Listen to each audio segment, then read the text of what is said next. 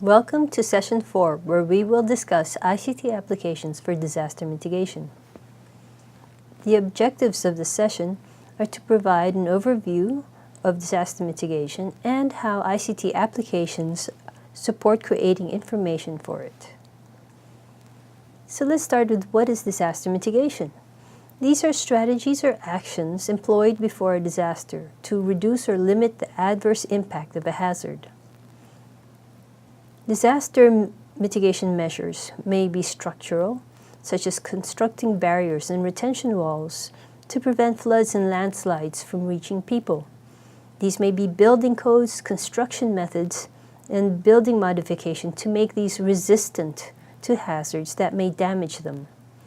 These may also be non-structural, such as using land use plans, zoning and ordinances, and risk maps to limit human activity on land where exposure is high. Disaster mitigation measures have to be responsive to the mechanism of destruction of the hazards present in an area.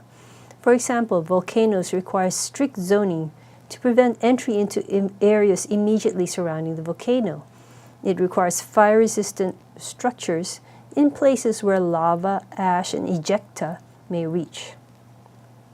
Drought measures include improved access to early warning, drought information, reforestation, and crop insurance. This table compares the impacts of 3 major earthquakes that occurred in 2010. The 7.0 earthquake in Haiti, the 8.8 earthquake in Chile, and the 7.0 earthquake in New Zealand.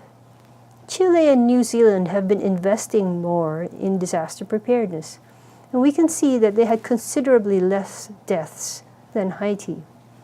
Furthermore, New Zealand have been investing more in disaster mitigation, and we can see it has less damage and loss than Chile.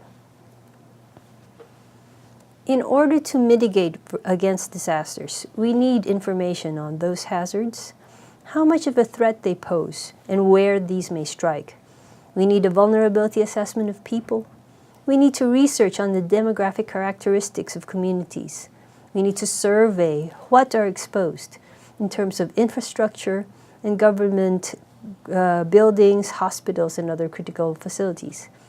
ICTs help us collect and store the data and analyze these for use in mitigation planning. Now we turn to 2 examples of how ICTs have been used to mitigate disasters.